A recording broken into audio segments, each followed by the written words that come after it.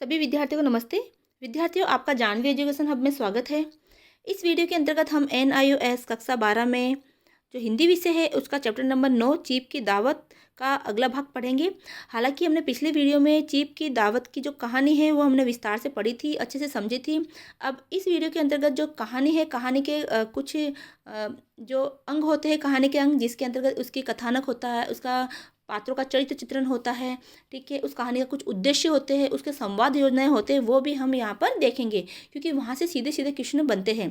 क्योंकि ये पाठ आपके विषय वस्तु वाले प्रश्नों में दे रखा है, जहाँ से आपको क्वेश्चन पूछे जाएंगे, व्याख्या भी पूछी जा सकती है, कहानी का उद्देश्य पूछा जा सकता है, कहानी में जो पात्र दे रखे हैं उसका चरित्र कैसा था। तो इस तरह से प्रश्न यहाँ पर बनते हैं। तो इसीलिए हमें इन चीज़ों को इन पॉइंटों को पढ़ना ही बहुत आवश्यक होता है। कहानी को अगर आप किसी भी कहानी को पढ़ते हैं तो उनके अंगों को पढ़ना भी बहुत आवश्यक होता है। तो वो भी हम इसमें पढ़ेंगे और इस पाठ को आपको अच्छे से तैयारी करनी है क्योंकि यहाँ से विषय वस्तु वाले प्रश्न जो कि आपके मान लो कोई भी प्रश्न ऐसा आ गया जिसका आंसर आपको 30 से 40 शब्दों में देना होगा, या 60 से 50 शब्दों में, 50 शब्दों में उत्तर देना होगा, या फिर व्याख्या आ सकती है गद्य की। तो इस तरह से इस पाठ में प्रश्न पूछे जाएंगे, तो आपको इसका ध्यान से पढ़ना है, अच्छे से तैयारी करनी है। तो पढ़ते हैं इस कहानी की कथा वस्तु, संवाद योजना, चरित्र चित्रण आदि को।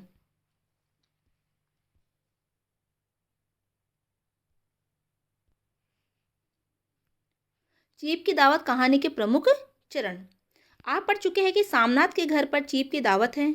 ये पूरी कहानी इस अवसर पर घर के सभी सदस्यों के व्यवहार के माध्यम से खुद को अभिव्यक्त करती है।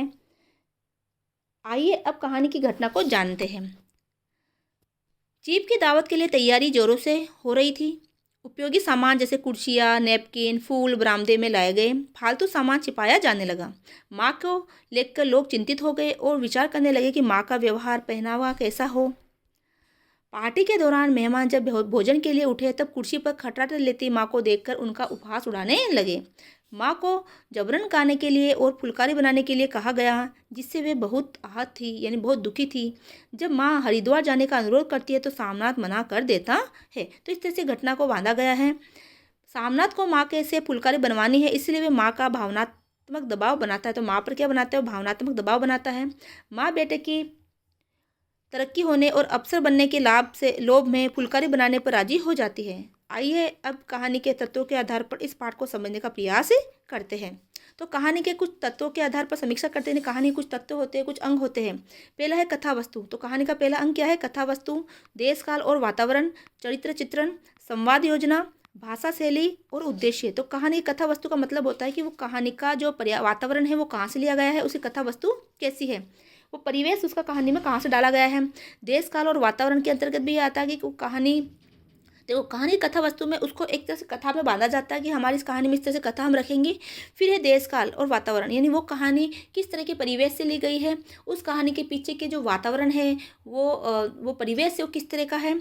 चरित्र चित्रण, कहानी में जो पात्र होते हैं उन पात्रों का चरित्र कैसा है, अच्छा है, बुरा है, उसका व्यवहार कैसा था। उस कहानी के अंतर्गत हमारे उस चरित्रों का उन पात्रों का हम चरित्र देखते हैं।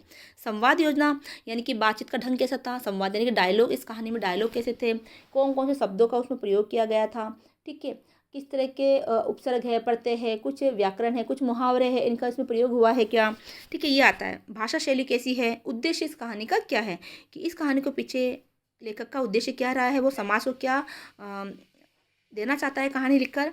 अगला कथा वस्तु। अब एक एक पर हम चर्चा करेंगे। कथा वस्तु। चीप की दावत कहानी की कथा वस्तु 3 भागों में विभाजित की जा सकती है। प्रथम भाग में सामनाथ के चीप के आने के लिए चीप की दावत की तैयारी की जा रही है। तो एक भाग में तो क्या है, सामनाथ के चीप के लिए दावत की तैयारी की जा रही है। सजावट का सामान सही जगह पर लगाया जा रहा है। शराब का भी प्रबंध किया गया है। अवांछनीय सामान छिपाया जा रहा है।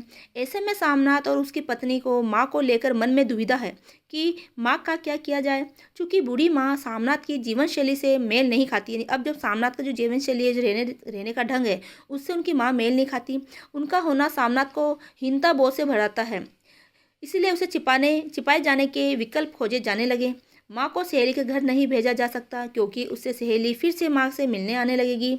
जल्दी खाना खिलाकर कोठरी में नहीं भेजा जा सकता क्योंकि माँ सोते ही खर्राटे लेती है। अंततः समाधान निकाला गया और माँ को ताकीद दी गई कि वह कुर्सी पर सलीके से बैठी रहेगी। कहानी के दूसरे भाग में पार्टी के आयोजन का वर्णन है। तो इस तरह से कहानी का पहला भाग यहाँ समाप्त होता है। दूसरे भाग में पार्टी का आयोजन है, यह आयोजन का वर्णन है। सामनाथ के साहब को शराब पसंद आई और मेम साहब को घर की सजावट। चुटकुलों कहानियों का सिलसिला चल रहा था। ड्रिंक्स का दौर रात 10:30 बजे तक चलता रहा। जब मेहमान खाना खाने बरामदे में आए तो देखा माँ कुर्सी पर ज्यों की त्यों बैठी गहरे खर्राटे ले रही थी। वे हड़बड़ा कर जग गई और चीफ के अभिवादन का सलीके से उत्तर नहीं दे पाई और सभी ने उसका उपहास उड़ाया। चीफ को खुश रखने के लिए माँ को जबरदस्त या जबरन गीत गाना पड़ा। सभी खुश हो गए। चीफ को और अधिक प्रभावित करने के उद्देश्य से सामनाथ माँ की पुरानी फुलकारी दिखाता है और आश्वासन देता है कि वह माँ से फुलकारी बनवाकर चीफ को भेंट करेगा। माँ की नज़र कमज़ोर है। अपनी लाचारी और बेटे की संवेदनहीनता से आहत होकर माँ अपनी कोठरी में आकर बहुत रोती है। कथा के तीसरे भाग में दावत खत्म हो जाने के बाद का वर्णन है। बेटे के निर्मम व्यवहार के कारण माँ की आंखों से नींद ओझल हो चुकी थी। घर का वातावरण यद्यपि शांत था, परंतु माँ का हृदय व्यथित था। सामनाथ ने माँ की कोठरी का दरवाजा खटखटाया तो माँ घबरा उठी कि उससे कोई भूल तो नहीं हो गई। सामनाथ खुश होकर माँ को गले लगा लेता है। माँ खुद को हरिद्वार भेजने के लिए कहती है। इस पर सामनाथ क्रोधित हो जाता है और उसे लगता है कि माँ चली जाएगी तो फुलकारी कौन बनाएगा और मेरी तरक्की कैसे होगी। वह माँ को कोसने लगता है। बेटे के व्यवहार से वह माँ दुखी है, लेकिन उसकी तरक्की की बात सुनकर वह फुलकारी बनाने के लिए तैयार हो जाती है और बेटे के उज्जवल भविष्य की कामना करती है। अब देखिए, इससे संबंधित कुछ प्रश्न दे रखे हैं। जो अभी हमने कथा वस्तु पढ़ी है, तो कथा वस्तु से संबंधित कुछ प्रश्न यहाँ पर दे रखे हैं, वो हम देखते हैं। चीफ की दावत की कथा वस्तु का केंद्र बिंदु है। तो दावत का आयोजन, चीफ द्वारा फुलकारी का अनुरोध, माँ की करुण स्थिति, सामनाथ की पदोन्नति की लालसा। तो इसका आंसर आएगा कि इसका केंद्र बिंदु क्या है। तो केंद्र बिंदु है माँ की करुण स्थिति। यानी सभी जगह देखा जाए तो इसमें माँ के जो करुण स्थिति थी, माँ की दयनीय स्थिति यहाँ पर वर्णित की गई है। कहानी के अंत में माँ प्रसन्न हो जाती है। तो कहानी के अंत में माँ सुनकर प्रसन्न हो जाती है। क्या सुनती है कि वो प्रसन्न हो जाती है? बेटे की तरक्की की बात, फुलकारी बनाने की बात से, बेटे के गले लगाने से, हरिद्वार जाने की बात से। तो इसका आंसर आएगा बेटे की तरक्की से की बात से। अगला है देश काल और वातावरण। जब भी आप कोई कहानी पढ़ते हैं तो आप उसकी पृष्ठभूमि और परिस्थिति को जानना चाहते हैं, यानी कि उस कहानी की पृष्ठभूमि क्या है, उसकी परिस्थिति क्या है। आइए इस कहानी के देश काल एवं वातावरण को जानने का प्रयत्न करते हैं। चीफ की दावत तब लिखी गई थी जब भारत को स्वतंत्र हुए बहुत अधिक समय नहीं हुआ था। ग्रामों से नगरों की ओर पलायन हो रहा था। नवनिर्मित मध्यम वर्गीय उच्च वर्ग में शामिल होने के लिए पूरी तरह से तत्पर थे। यानी जो नवनिर्मित मध्यम वर्गीय परिवार था वो ऊंचे लोगों में शामिल होना चाहते थे। स्वतंत्र होने के बावजूद मानसिकता परतंत्र ही थी। यानी वो स्वतंत्र भले ही हो गए थे, लेकिन उनकी मानसिकता कैसी थी? गुलामी वाली ही थी।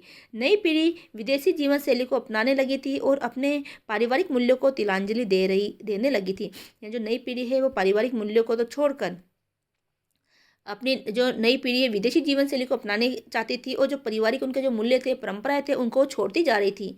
विदेशी खान पान, रहन सहन, भाषा, शिष्टाचार ही मानव आधुनिकता के पर्याय बन चुके थे।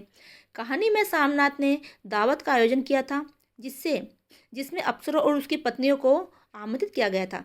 कहानी में दर्शाया गया है कि युवा पीढ़ी विदेशी जीवन शैली से काफ़ी प्रभावित है और अपने घर की वृद्ध पीढ़ी को फालतू सामान की भांति छिपाना चाहती है। माँ की माला, खड़ाऊ आदि सामनाथ में कीट उत्पन्न करती है।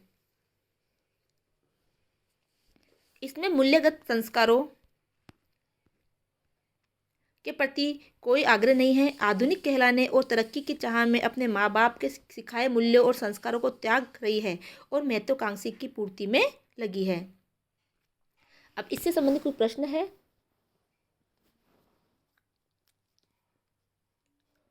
चीफ की दावत कहानी में अभिव्यक्त है। तो चीफ की दावत जो कहानी है उसमें क्या अभिव्यक्त हुआ है, क्या बताया गया है? रूढ़िवादी मानसिकता की, पराधीन मानसिकता की, पारिवारिक मूल्यों की, नगर की और पलायन की। तो हमने पढ़ा कि भले ही देश तो हमारा स्वतंत्र हो गया, लेकिन मानसिकता परतंत्र थी, यानी कि पराधीन ही थी। मानसिकता तो गुलामी जैसी ही थी। तो ये इसका आंसर है। अगला है सामनाथ की मुख्य चिंता है। पड़ोस से संबंधित माँ से संबंधित, पत्नी से संबंधित, तरक्की से संबंधित। तो मुख्य चिंता उसकी क्या थी? तरक्की से संबंधित थी, इसलिए वो सारा आयोजन कर रहा था ताकि साहब उसकी जो चीफ है उसकी तरक्की अच्छे से कर दे।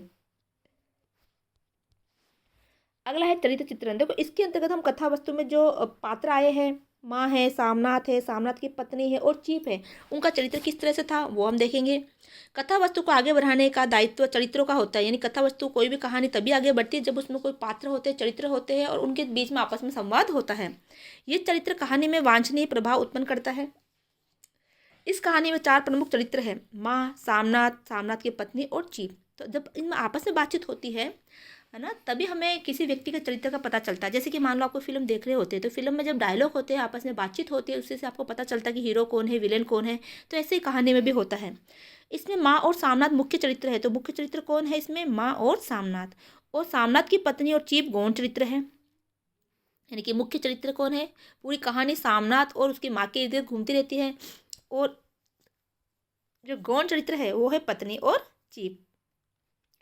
कहानी के केंद्र में सामनाथ और माँ है। सामनाथ की पत्नी और चीफ उचित समय पर कहानी में उपस्थित होते हैं और अपनी भूमिका निभाकर कहानी के मुख्य धारा से हट जाते हैं। आइए अब हम कहानी के इन पात्रों की चरित्रगत विशेषता जानने का प्रयत्न करते हैं। पहला देखेंगे हम सामनाथ। तो सामनाथ का चरित्र कैसा था?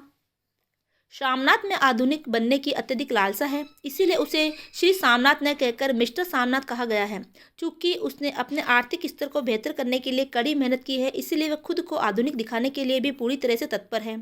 घर का संचालन उसी के हाथ में है। खूटियाँ कमरे में कहाँ लगाई जाए, बिस्तर कहाँ पर बिछे, किस रंग के पर्दे लगाए जाए, श्रीमती कौन सी साड़ी पहने आदि के बारे में उसका निर्णय ही प्रमुख है। वह चाटुकार अधिकारी है, यानी कि चापलूसी करने वाला अधिकारी है। कहानी का शीर्षक उसी इस प्रवृत्ति का परिचायक है। वह मेहमान की अपेक्षा अपने चीफ को दावत पर आमंत्रित कर महंगी शराब पिलाकर तरक्की पाना चाहता है। चीफ की खुशामद करने में वह अपने संस्कार तक भूल जाता है। सामनाथ एक संवेदनशील और सूक्ष्म व्यक्ति है। वह भूल जाता है कि जिस गांव माँ ने उसे अपने गहने बेचकर इतनी कठिनाइयाँ उठाकर पाला है, वह ममतामयी माँ के प्रति उसका व्यवहार, जो ममतामयी माँ है उसके प्रति उसका व्यवहार अत्यंत शुष्क है। यानी जिस माँ ने उसको पाल पोस के बड़ा किया है, बड़ी कठिनाइयों से पाला है, और आज वो अपनी तरक्की के सामने है ना, दिखावे के लिए वह माता जो ममतामयी माँ है उसके प्रति उसका व्यवहार है वो बहुत ही शुष्क, बहुत ही संवेदनहीन है। वह फालतू सामान की भांति माँ को भी इस डर से कहीं छिपाना चाहता है कि कहीं उसकी छवि खराब न हो जाए। उसे माँ की सहेली पसंद नहीं है, माँ की वेशभूषा पसंद नहीं, माँ का बैठने का तरीका पसंद नहीं। उसे चिंता है कि अगर वह खर्राटे लेने लगी तो उसे मेहमानों के सामने शर्मिंदगी होगी। उसे माँ के नंगे पाँव घूमने से और खड़ाऊ पहनने से भी परेशानी है।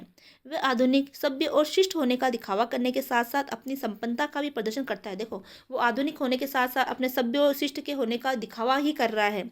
इसीलिए वह माँ से पूछता है कि सोने की चूड़ियाँ कहाँ हैं, और वह उन्हें पहन ले ताकि चीफ व अन्य मेहमानों को उसकी समृद्धि का आभास मिले। सामनाथ पाश्चात्य संस्कृति से प्रभावित है। सामनाथ का माँ के प्रति व्यवहार असंवेदनशील है। माँ उसकी प्रतिक्रिया से भयभीत रहती है। घर में माँ असहज रहती है। वह अपनी सुविधा के लिए माँ के किसी से मिलने पर पसंद नहीं होता और उत्तरदायित्व का भी अनुभव नहीं करता। माँ से छुटकारा पाना चाहता है और पत्नी पर खींच निकालते हुए कहता है, अच्छी भली यह भाई के पास जा रही थी, तुमने यूं ही खुद अच्छा बनने के लिए बीच में टांग अड़ा दी। पत्नी के उत्तर देने पर सामनाथ चुप रहा, क्योंकि उसके अनुसार यह मौका बहस का न था। माँ ने गहने बेचकर उसे पढ़ाया, उसे इस त्याग का कोई एहसास नहीं है। तो देखो, माँ ने गहने बेचकर उसको पढ़ाया था सामनाथ को, लेकिन उसका भी उसको कोई एहसास नहीं है। वह माँ के प्रति अमानवीय व्यवहार रखता है। माँ को आदर सम्मान की अपेक्षा सामनाथ से सिर्फ हुक्म मिलते हैं। माँ का जी चाहा कि चुपचाप छिछवाड़े विधवा सहेली के घर चली जाए, मगर बेटे के हुक्म को कैसे टाल सकती है। माँ क्या पहनेगी, कैसे बैठेगी, क्या बोलेगी, क्या नहीं कहेगी, क्या नहीं करेगी, इस बारे में लगातार सामनाथ आदेश देता रहता है। इससे पता चलता है कि इसमें मानवीय संस्कार और भावनाएं लुप्त हो गई है। अगला है माँ। अब माँ का चरित्र कैसा है? तो हमने सामनाथ का चरित्र देखा कि सामनाथ का चरित्र किस तरह का था, किस तरह का उसका व्यवहार था। अब हम देखेंगे सामनाथ की माँ का चरित्र किस तरह का है। सामनाथ की माँ इस कहानी का मुख्य मुख्य चरित्र है वह छोटे कद काठी की वृद्ध महिला है, आधे अधखुली और सिर के आधे बाल झड़ गए हैं। चीप की दावत, घर का फालतू सामान अलमारियों के पीछे और पलंगों के नीचे छिपाया जाने लगा। तब सामनाथ के सामने एक समस्या आ गई कि माँ का क्या होगा। माँ शुद्ध शाकाहारी धार्मिक महिला है। माँ घरेलू कामों में हाथ नहीं बटा पाती, इसलिए उसे कोई नहीं पूछता। जब घर में मांस मच्छी बनती है तब वह भोजन नहीं करती। उसकी इस आदत का सम्मान नहीं होता। दुर्भाग्यवश माला जपने वाली, खड़ाऊ पहनने वाली माँ लज्जा का कारण बन जाती है। वह सामनाथ का हर उचित अनुचित आदेश मानती है, चाहे जल्दी न सोने का हो, कुर्सी पर बैठने का तरीका हो, कपड़े पहनने का हो, चीप के अभिवादन का हो या गीत गाने का हो। इसके साथ ही क्षीण आंखों, कांपते हाथों से बेटे की तरक्की के लिए फुलकारी बनाने का हो, वह सब मान जाती है। देखो माँ किस तरह से अपने बेटे की तरक्की चाहती है, चाहे बेटा किसी कैसे भी हो। माँ ममतामयी महिला है। माँ ने सामनाथ को जन्म दिया, ममता से स्नेह से उसे पाला, उसकी शिक्षा व रोजगार के लिए निरंतर प्रयत्न किए और अपने तन मन धन सब न्यौछावर कर दिया। अपने गहने तक बेच डाले ताकि सामनाथ का सामाजिक आर्थिक स्तर बढ़ा सके। लेकिन उसे सब उपकारों के विपरीत पुत्र की कृतघ्नता ही मिलती है। पुत्र कृतघ्नता का मतलब होता है एहसान न मानने वाला। तो पुत्र तो उसका ऐसा जो एहसान ही नहीं मान रहा। बेटे के रूखे अमानवीय व्यवहार से निरंतर दुखी रहने वाली माँ अपने पुत्र को चिरायु होने और तरक्की पाने की कामना करती है। पुत्र जब चीप के लिए फुलकारी बनाने के लिए कहता है तो वह सब भूल कर फुलकारी बनाने के लिए तुरंत तैयार हो जाती है। संवाद योजना। अब देखो संवाद होता है डायलॉग, कि इस पाठ की संवाद योजना कैसी है, इस कहानी की संवाद योजना कैसी है। कहानी में संवाद योजना की महत्वपूर्ण भूमिका होती है। अगर संवाद ही नहीं होगा, आपस में बातचीत नहीं होगी तो कहानी कैसे आगे बढ़ेगी, जिससे कहानी में रोचकता और प्रभावशीलता बनी रहती है और घटनाओं का क्रम आगे बढ़ता है। इस पृष्ठभूमि में यदि हम चीप की दावत कहानी के संवादों का विश्लेषण करें तो स्पष्ट होता है कि इस कहानी के संवाद इसके मुख्य उद्देश्य को उद्घाटित करते हैं। देखो बातों से ही पता चलता है कि ये कहानी किस उद्देश्य को लेकर लिखी गई है। चीप की दावत कहानी में मध्यम वर्ग में पारिवारिक संबंधों की उपेक्षा, आधुनिकता के दर्शन की प्रवृत्ति और स्वार्थी व्यवहार को लेखक ने अत्यंत सूक्ष्मता से अंकित किया है। तो यही देखो ये आ गया ना कि संवाद योजना से हमें पता चलता है कि पारिवारिक के संबंधों की उपेक्षा की जा रही है, आधुनिकता के प्रदर्शन की प्रवृत्ति और स्वार्थी व्यवहार को लेखक ने अत्यंत सूक्ष्मता से उन पात्रों के जरिए दर्शाया है। कहानी के संक्षिप्त संवादों से पात्रों की मन स्थिति दर्शाई गई है। मन की जो स्थिति है पात्रों की, जैसे सामनाथ की माँ है, शामनाथ है, उसकी पत्नी है, चीप है, इनकी स्थिति को दर्शाया गया है। आइए कुछ उदाहरण देखते हैं।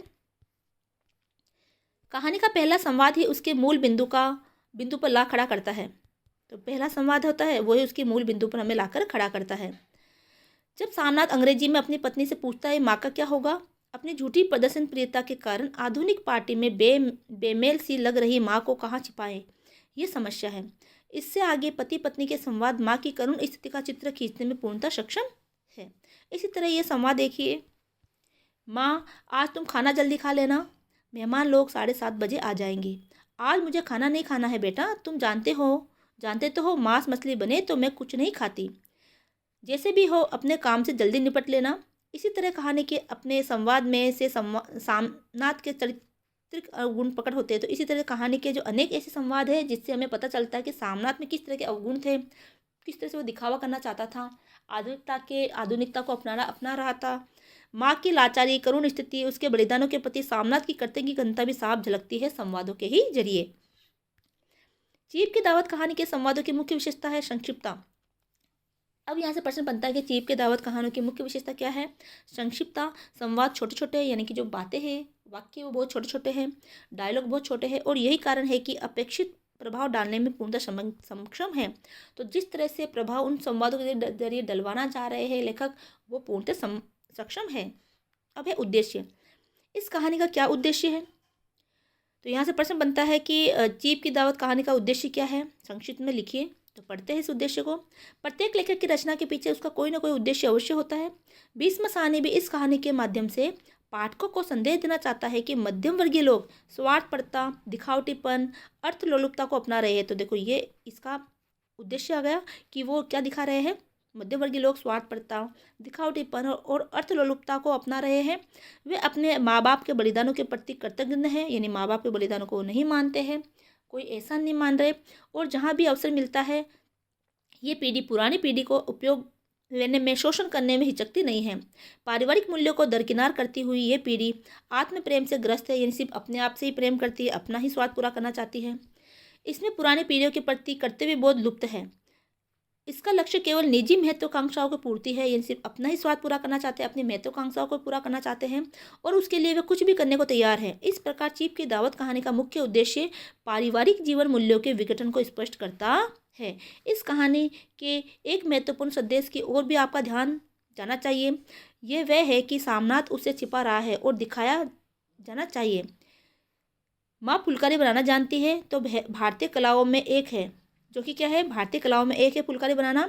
इस तरह से वह भारतीयों की अस्मिता का रूप है। हीनता बोध के कारण सामनाथ उसकी उपेक्षा करता है, जबकि उसे चीप पहचान रहा है। अगला है भाषा शैली।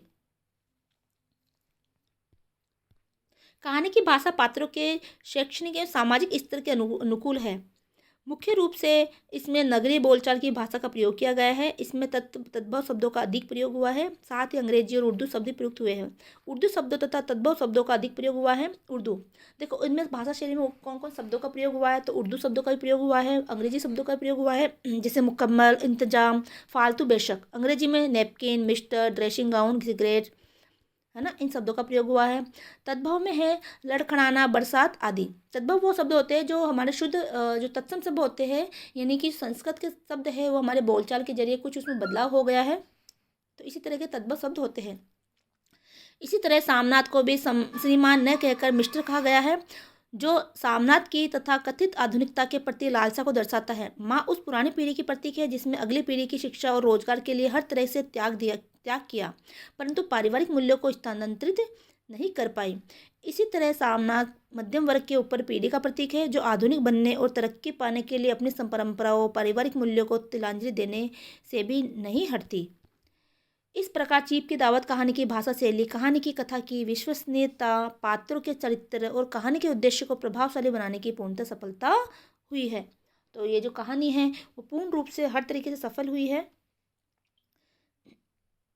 अब इससे संबंधित प्रश्न देखते हैं 9.3 के। सामनाथ के व्यक्तित्व की विशेषता नहीं है, कि सामनाथ के व्यक्तित्व की कौन सी विशेषता नहीं है, तो क है मध्यम वर्गीय मानसिकता। तो देखो ये बात तो है कि वो मध्यम वर्गीय मानसिकता को रखता है।